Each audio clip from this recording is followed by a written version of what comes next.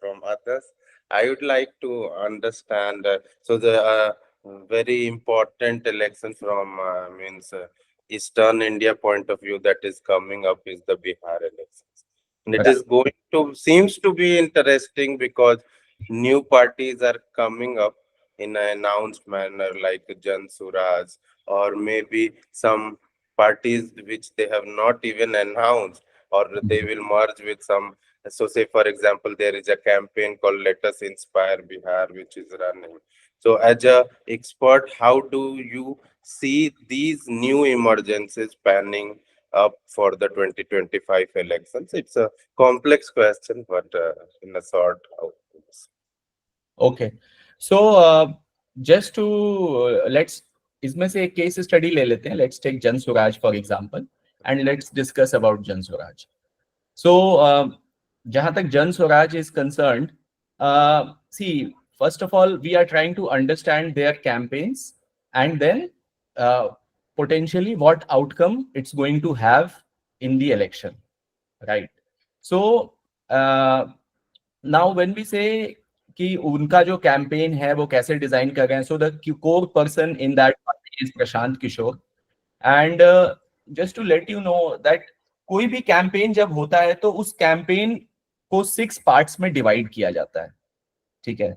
उसका first part होता है रिसर्च, कि आप जब भी कोई मतलब एज एन इंडिविजुअल इलेक्शन लड़ रहे हो, एज अ पार्टी इलेक्शन लड़ रहे हो, तो आपके पास वहां की रिसर्च होने चाहिए, लोगों का मुद्दा क्या है जिसको लेके आप उस इलेक्शन में आ रहे हैं, राइट? वो फर्स्ट स्टेप होता है. So there right now I would say Jan Swaraj जो इनका पदयात्रा हुआ है, it has been going on for more than a year right now, and in the process I see that they have been collecting a lot of data, and that is what is being reflected in the speeches that Prashant Kishore is making. कि बिहार में unemployment का बहुत बड़ा issue है, बिहार में unemployment, education, health care, migration of workers, ये वहां के सबसे बड़े इश्यूज हैं. And he is actually touching across the people of Bihar, which is evident from the kind of turnouts that he is getting in his padyatra along the way. So that one thing, research wise, I would say कि Prashant Kishor is really doing good. Number 1. अब ये कहाँ कहाँ आपको help करता है ये समझते हैं, ठीक है? तो पहला स्टेप हो गया रिसर्च. दूसरा स्टेप हुआ आपको अपने इलेक्शन को जीतने के लिए वोटर गोल सेट करना होता है, ठीक है? कि जब आप इलेक्शन लड़ोगे तो उसको जीतने के लिए आपको गोल सेट करना होता है कि एज अ 50% वोट्स तो आपको आए ही उस इलेक्शन में, उस पर्टिकुलर सीट से. सो एक चीज और प्रशांत ने जो through out he is making clear is कि वो पूरे 243 सीट से इलेक्शन लड़ेंगे. सो ये अपने आप में एक बहुत स्ट्रॉन्ग मैसेजिंग है, जो कि जो आपके फ्रिंज वोटर्स हैं या फ्रिंज सपोर्टर्स हैं, राइट, उन लोगों को अपने खेमे में लाने के लिए ये बहुत स्ट्रॉन्ग और पावरफुल मैसेजिंग है कि हम पूरे 243 सीट से इलेक्शन लड़ने वाले हैं. क्योंकि लोग क्लियर हैं कि अगर हम अभी क्या है कि प्रशांत किशोर बहुत सारे प्रोमिनेंट लोगों को भी बिहार में रीच आउट कर रहा है कि आप मेरी पार्टी में आओ जुड़ो. So, including people who are of well repute and they are actually pursuing, peak they are at their prime in their careers. जैसे civil servants हो गए, उनका भी retirement में भी 4-5 साल बाद है. So it's a very prime age. Doctors who are actually like 45 to 50 years of age, उनका भी अभी गवर्नमेंट जॉब है और अच्छा खासा टेन्योर बचा हुआ है. So वैसे लोगों को he is approaching and asking them to come on board to the party. तो अब ये लोग कब आएंगे? अगर ये एक छोटी पार्टी होती जिसका एक छोटा विजन होता कि ठीक है हम लड़ेंगे, अच्छा लड़ेंगे, जो भी क्लियर कट विजन नहीं होता, तो ये लोग फिर भी मतलब आउटराइटली रिजेक्ट कर देते. कोई भी नहीं ऐसा सोचता. यूजुअली होता है कि जब इलेक्शन होता है उस समय hand picked 3-4 probably civil servants, bureaucrats, उनको जो स्टैब्लिश्ड पार्टीज हैं वो लेके आ जाती हैं. तो प्रशांत किशोर अभी से ही रीच आउट कर रहा है इन लोगों को तो ये एक क्लियर कट फ्रिंज लोगों को अपने खेमे में लाने वाली बात है। उसका एक सबसे बड़ा रीजन है कि वो पूरे 243 सीट्स पे इलेक्शन लड़ेगा, ऐसा through out in his campaign he is projecting. The next thing is he's like, I will not go into, he's saying he will not contest election or he will contest election. That is a very secondary tertiary matter. It does not matter as such whether he is going to contest right now or not. Now important thing is, on all the 243 seats we have to set goals कि हमें 50% से ज्यादा vote आने चाहिए, which I am not sure right now how it is going on. But one thing that I can definitely share is that based on his extensive understanding of this political campaigns, his experience in this political campaigns of running across the country, he understands that fact. So जैसे IUPAC से प्रशांत किशोर आए हैं, तो IUPAC का मेरे पास IUPAC से related information है। जैसे आईपैक कैंपेन करते हैं, उसमें मेरे कई सारे फ्रेंड्स हैं, इंक्लूडिंग उनके डायरेक्टर्स एंड ऑल। सो वो जैसे कैंपेन करते हैं उनके बारे में हम जानते हैं। तो इससे पहले तो वो एज एन एजेंसी काम कर रहे थे, तो वो इस चीज को सीट बाय सीट बहुत मेथोडिकली गोल सेट करते हैं, फिर उस गोल के अराउंड वोटर टारगेटिंग करते हैं, कैंपेन्स डिजाइन करते हैं उनके। जो प्रीवियसली अगर हम देखें तो नीतीश के 7 निश्चय जो हैं, उसके बाद ये प्रशांत ने ही डिजाइन किया था, बिकॉज वो ही अंडरस्टैंड्स कि आपके कैंपेन में ऐसी चीज, मतलब आपका कैंपेन का जो मैसेजिंग होना चाहिए, जो आपका कैंपेन का भाषण होना चाहिए, की पॉइंट होना चाहिए, वो मतलब बेस्ट स्पीचेस या बेस्ट स्लोगन्स वो होते हैं जो 30 सेकंड से कम में खत्म हो जाए।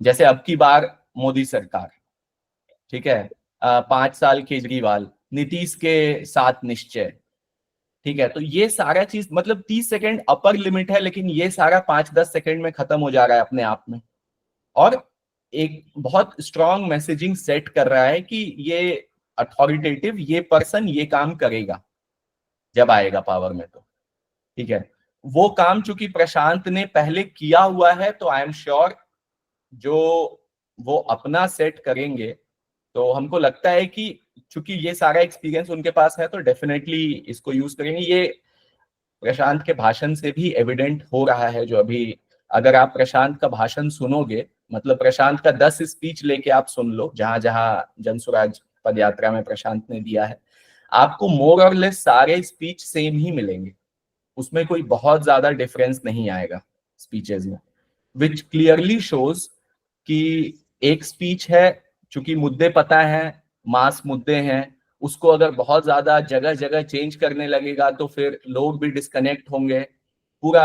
चूंकि प्रशांत को अपने आप को स्टेट लेवल पार्टी प्रोजेक्ट करना है, कोई एक रीजनल कॉन्स्टिट्यूएंसी बेस्ड अब लीडर अपने को प्रोजेक्ट नहीं करना है जो कि कॉन्स्टिट्यूएंसी के मुद्दे वो उठाए, इसलिए वो पूरा ऐसा मुद्दा उठा रहा है कि बिहार में कोई लेट से गया वाला सुने मधुबनी का भाषण, तो उसको अपने लिए भी रेलेवेंट लगे वो भाषण। तो ये चीज प्रशांत बहुत अच्छे से कर रहा है। नेक्स्ट आपका लास्ट में जो एक फाइनल पार्ट बचता है कि जब टिकट अनाउंस होता है और आगे आगे फाइनल स्टेजेस में क्या होता है कि इलेक्शन से पहले आपको 30 दिन का मतलब आपको बैकवर्ड प्लानिंग करनी पड़ती है इलेक्शन में। तो वो अभी बहुत फ्यूचर की बात है, इसलिए उसके बारे में ज्यादा कुछ अभी नहीं कह पाएंगे। लेकिन इस सब में मतलब एक चैलेंज जो किसी भी नई पार्टी के साथ आता है, वो क्या होता है कि आप पार्टी बन गए, आपका सपोर्ट भी अच्छा है, लोग आपको जानते हैं, लेकिन चुनाव जब होता है तो उस समय पार्टी का नाम नहीं होता है, पार्टी का चुनाव चिन्ह होता है जो बैलेट बॉक्स पे होता है। तो आपको उस जनता को उस चुनाव चिन्ह पे वोट देना होता है, और वो चुनाव चिन्ह प्रशांत किशोर का चेहरा नहीं होगा, जो इलेक्शन कमीशन चुनाव चिन्ह देगा वो होगा। और ये चुनाव चिन्ह जो है ये बहुत अंत में आता है, क्योंकि नई पार्टी है तो नई पार्टी को चुनाव चिन्ह जो मिलता है वो एक तो कि वो मिल जाए चुनाव चिन्ह, वो अपने आप में एक बड़ी बात है, और उसके बाद उस चुनाव चिन्ह को बिहार के 6 करोड़ लोगों तक पहुंचाना, वोटर्स तक पहुंचाना, कि ये चुनाव चिन्ह उस दिन आप आके हमको वोट दीजिए, इस चुनाव चिन्ह पे बटन दबाइए। ये सबसे बड़ा चैलेंज होता है किसी भी नए पॉलिटिकल पार्टी के साथ और इवन कैंडिडेट के साथ जो इंडिपेंडेंट कंटेस्ट करते हैं, क्योंकि इंडिपेंडेंट कैंडिडेट्स जो होते हैं उनको सिर्फ 15 दिन का टाइम मिलता है चुनाव चिन्ह मिलने के बाद। जब एक बार आपने नॉमिनेशन फाइल कर दिया, ठीक है, तो नॉमिनेशन फाइल कर दिया, अब आपको चुनाव चिन्ह मिला, तो उसके बाद चुनाव, नॉमिनेशन से चुनाव के बीच में होते ही 15 दिन है। और अगर आप एक एमएलए का इलेक्शन कंसिडर करोगे तो 2 लाख वोटर हैं। 2 लाख वोटर के बीच 15 दिन में उस चुनाव चिन्ह को आपको पहुंचाना है। ये एक बहुत बड़ा टास्क होता है। और उस समय ऐसा नहीं है कि आप अकेले हो जो वो काम कर रहे हो, सारी पार्टीज का कैंपेन पीक पे चल रहा होता है, उसके बीच में आपको अपना भी मैसेज पहुंचाना है। जस्ट इसका आपको हम एक एविडेंस देना चाहेंगे। दिल्ली 2013 का जो इलेक्शन हुआ था, उस समय आम आदमी पार्टी का ऑलमोस्ट सिमिलर सिचुएशन था दिल्ली में। फर्स्ट टाइम आम आदमी पार्टी बनी थी 2012 नवंबर में, और 2013 दिसंबर में आम आदमी पार्टी का चुनाव था। उस समय अन्ना आंदोलन होने की वजह से और कॉन्टिन्यूअस फास्ट होने की वजह से केजरीवाल को सारे लोग जानते थे। उस समय हम आम आदमी पार्टी के साथ एसोसिएटेड थे, उनके कैंपेन का पार्ट थे, तो ये सारी चीजें हम क्लोजली खुद से ऑब्जर्व किए थे और डिस्कशंस के भी पार्ट। तो पता है केजरीवाल को सारे लोग दिल्ली में जानते थे, क्योंकि मार्च के महीने में केजरीवाल ने 11 दिन का फास्ट किया और सेकेंड अन्ना आंदोलन के टाइम पे भी केजरीवाल ने फास्ट किया, तो केजरीवाल को सारे लोग जानते थे दिल्ली में। अब क्या था कि समवेयर अराउंड सितंबर के आसपास इनको चुनाव चिन्ह मिल गया था, झाड़ू। अब क्या हुआ कि जब इन्होंने सर्वे कराया दिल्ली में, तो सर्वे में ये निकल के आया कि जो झुग्गी झोपड़ी वाले हैं वो कह रहे हैं कि नहीं, केजरीवाल तो खैर बहुत अच्छा लड़का है, हमारा बेटा जैसा है। झुग्गी झोपड़ी वाले मतलब बूढ़े लोग, हर एज ग्रुप के लोग, कि ये हमारा बच्चा है, ये बहुत मेहनत कर रहा है, केजरीवाल को ही वोट देंगे। तो वो केजरीवाल को वोट देंगे तो आप किस पे वोट देंगे? तो कहे कि ये पंजा से आया है, हम पंजा को वोट देंगे। ये सिचुएशन था दिल्ली में। तो मतलब आप खुद सोचो, सितंबर का महीना है, सितंबर एंड में, और लोगों को लग रहा है आम आदमी पार्टी एक नई पार्टी बनी है, झाड़ू लेके आ गई है। मीडिया में तो चल रहा है, लेकिन वो जो ग्रास रूट वाले लोग हैं, जो झुग्गी वाले लोग हैं, उन तक मीडिया नहीं पहुंचता है। उन तक आपको पहुंचना होता है। उनको लग रहा है कि पंजाब मतलब कांग्रेस को। अब आप सोचो वो जो वहां जाके पंजाब में वोट दे देंगे। तो रातों रात आम आदमी पार्टी का पूरा कैंपेन स्ट्रैटेजी चेंज हो गया। और पूरे कैंपेन स्ट्रैटेजी में इससे पहले केजरीवाल और शीला दीक्षित का कंपैरिजन चल रहा था कि चूंकि शीला दीक्षित उस समय एग्जिस्टिंग चीफ मिनिस्टर थी, तो कैसे केजरीवाल शीला दीक्षित से बेटर है, हर जगह कैंपेन में ये चल रहा था। सितंबर मतलब ऑलमोस्ट अक्टूबर होने वाला है, रातों रात सारे कैंपेन मटेरियल पे इनका झाड़ू आ गया।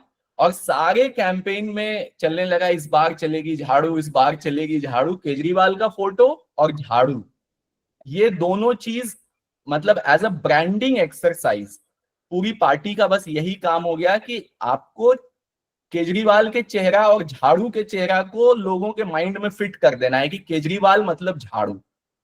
बस अगर इतना आप कर लिए तो इलेक्शन में आप जीत जाएंगे या बहुत अच्छा अपना रिजल्ट लेके आ जाएंगे, जो कि एक्चुअली हुआ उस रिजल्ट में।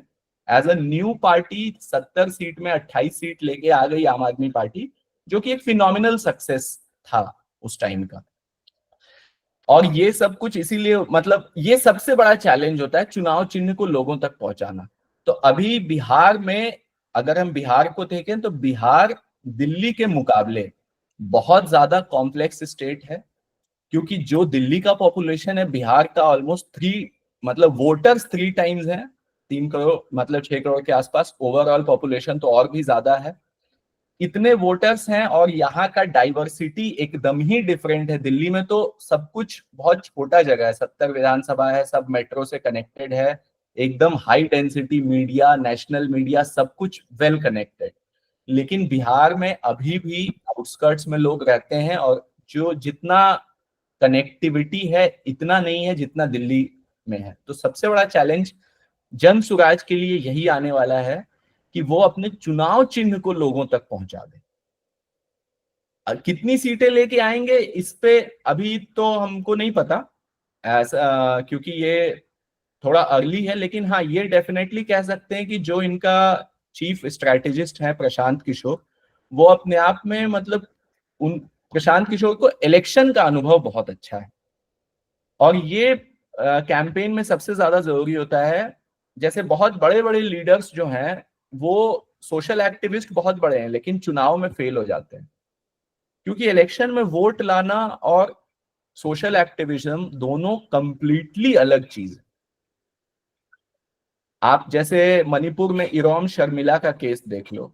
इरोम शर्मिला 16-17 साल तक वो बिना कुछ खाए रही, पूरा दुनिया जानता है, मतलब यहाँ तक कि नोबेल पीस प्राइज के लिए नॉमिनेटेड थी वो। और वहां के चुनाव में उन्होंने कंटेस्ट किया, अपनी पार्टी को लेकर कंटेस्ट किया और हार्डली मतलब डबल ट्रिपल डिजिट में वोट्स आए इरोम शर्मिला को। इतनी बड़ी फिगर, और पार्टी का तो खैर कहीं कोई नामो निशान ही नहीं था।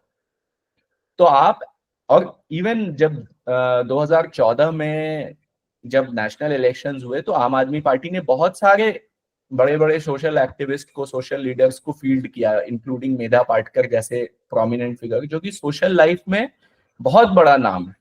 लेकिन चुनाव में उन सारे लोगों को मतलब 50,000 वोट भी नहीं आए लोकसभा चुनाव में, क्योंकि चुनाव में वोट लाना और एज अ सोशल एक्टिविस्ट अच्छा करना दोनों कंप्लीटली डिफरेंट बॉल गेम। तो Prashant Kishor definitely like he understands the things, just he has to. लेकिन क्या होता है ना, जब आप पॉलिटिक्स में आते हो तो सत्ता का जो एक चस्का होता है ना वो दिमाग में घुस जाता है, उससे खुद को डिसोसिएटेड रखना और by the rule book play करना, ये सबसे बड़ा चैलेंज होगा आम आदमी ये जन स्वराज के लिए बिहार में। तो देखते हैं वो कितना उसको कर पाते हैं। Very beautifully answered actually. मतलब कुछ चीजें ऐसी जो मैं बिल्कुल अंत में पूछने ही वाला था, वो दिल्ली वाला एक्सपीरियंस पे। और एक बड़ी अच्छी मतलब मेरे लिए टेक अवे वो रही कि आपने बताया कि चुनाव चिन्ह का कितना बड़ा ये रहता है, और क्योंकि हम इंडिपेंडेंट फिर इसीलिए आगे जुड़ नहीं पाते हैं, या फिर जो नई पार्टी जिसके लिए चुनाव चिन्ह का रेलेवेंस कितना ज्यादा हो जाता है। मतलब आई कैन रिकॉल से फॉर एग्जांपल कि जो बहुत मेजर पॉलिटिकल चेंजेस हुए, से फॉर एग्जांपल बिहार में आप देखें तो लालू यादव जब आए तो वो लालटेन, so he actually utilize that thing to convince people कि आपके यहाँ अंधेरा है और हम लालटेन जलाएं। So those kind of thing, so it's a very small, again जैसा आपने बताया कि छोटे एड्स, तो एडवर्टीजमेंट्स हमें पता है कि 10 से 20 सेकंड से ज्यादा के नहीं होने चाहिए, हम भी जो अच्छे एड्स देखते हैं। तो these are very good takeaways, because again मतलब no one knows what will happen, but the idea, the process, वो 6 स्टेप का आपने प्रोसेस समझाया, तो that's good to understand from a veteran. तो थैंक यू वेरी मच। चलो very good. हाँ, तो सबसे बड़ा मतलब चैलेंज ही यही होता है। देखो अब देखो, अब आप जस्ट मैं फिर से एक बार यही एनालॉजी वापस से आपको बता रहा हूं। जैसे दिल्ली का केस हम बार बार इसलिए ले रहे हैं क्योंकि आम आदमी पार्टी और जन स्वराज, ऑलमोस्ट जन स्वराज उसी टाइप का है जैसा आम आदमी पार्टी का भी 10 साल का ट्रैजेक्टरी है, जन स्वराज अपने स्टार्टिंग टाइम में। जब हम 2013 का दिल्ली इलेक्शन देखें तो उस समय चुनाव चिन्ह आने के बाद, उससे पहले था कि सबसे ईमानदार केजरीवाल, और ये सब ईमानदारी का ये सब चल रहा था केजरीवाल के कैंपेन में। चुनाव चिन्ह आने के बाद और ये सर्वे आने के बाद आम आदमी पार्टी का, जिसमें कि केजरीवाल को 75% से ज्यादा लोग, मतलब पॉपुलैरिटी थी केजरीवाल की, 75% लोग चाह रहे थे, शीला दीक्षित से ऊपर रैंक कर रहे थे कि हमको केजरीवाल चाहिए। लेकिन जहां झाड़ू का था, झाड़ू का ऑलमोस्ट 37% पे था। जो लोग जानते थे कि आम आदमी पार्टी का चुनाव चिन्ह झाड़ू है, ये जो जानकारी था ये ओनली 37% था। तो कितना बड़ा गैप था जो उनको फुलफिल करना था। और उस गैप को फुलफिल करने का रातों रात उनका जो कैंपेन चेंज हुआ, बस एक सिंगल कैंपेन हर जगह हो गया, इस बार चलेगी झाड़ू, कुछ और था ही नहीं उनके कैंपेन में। तो आपने ये बात बोली ना कि फिजिकली भी कनेक्टेड, तो मैं as a third party observer बताता हूँ। तो क्योंकि उस टाइम मैं भी स्टूडेंट ही था, तो फ्रीक्वेंटली ऑटो रिक्शा वगैरह से ट्रैवल करता था। तो आई फील, मतलब मुझे ऐसा लगता है, आप उसको मतलब कंफर्म कर सकते हैं कि auto rickshaws as a modality was utilized to reach the audience which because most of the auto rickshaws वो झुग्गी झोपड़ियों के आसपास लगे रहते हैं, या फिर वहाँ वो जो ऑटो रिक्शा चलाते हैं उधर रहते हैं। तो उनपे वो कैंपेन जो था कि झाड़ू है, तो जस्ट टू मेक दैट आपको कनेक्ट। ध्यान होगा कि केजरीवाल का चेहरा और उसके ऊपर बड़ी सी झाड़ू, राइट, राइट। वो मुझे ध्यान है। और फिर मैंने ऑटो वालों के साथ ट्रैवल करते समय भी बातचीत करी, just to understand as a और अब थर्ड। देखो आप, अब मतलब उस समय का कैंपेन और अब आप वापस से आम आदमी पार्टी का कैंपेन देखो, तो इस बार चलेगी झाड़ू ये कैंपेन कहीं भी नहीं है। अब फिर से मतलब केजरीवाल केजरीवाल के अराउंड चलते रहता है, क्योंकि कहीं ना कहीं अब ये सिंक हो गया है लोगों में। तो हर कैंपेन का एक ऑब्जेक्टिव होता है, उस ऑब्जेक्टिव को समझते हुए उस कैंपेन को डिजाइन करना होता है। अब यही चीज है, जब जिस कैंपेन का जो उस समय का क्या ऑब्जेक्टिव है वो आपको ध्यान रखते हुए अपने कैंपेन मैसेज को 30 सेकंड से कम, जितना भी छोटा आप बना सकें, 5 सेकंड 10 सेकंड का बन जाए तो बहुत अच्छा है। उसके लिए एजेंसीज करोड़ों रुपए चार्ज करती हैं, जैसे अब की बार मोदी सरकार, फिर एक बार मोदी सरकार, मोदी सरकार का तीसरी बार मोदी सरकार, जो भी नीतीश के साथ निश्चय, आप कहीं भी कभी कैंपेन्स देख लो किसी भी पार्टी के, न्याय, कांग्रेस का, हर जगह आपको ये दिखेगा कि जो मेजर पार्टीज है उनका जो कैंपेन मैसेज होता है वो बहुत छोटा होता है, लेस देन 10 सेकेंड्स। तो ये अपने आप में एक आर्ट है। देवेंद्र बहुत देर से आपने हैंड रेज किया हुआ है, आप पूछो आप।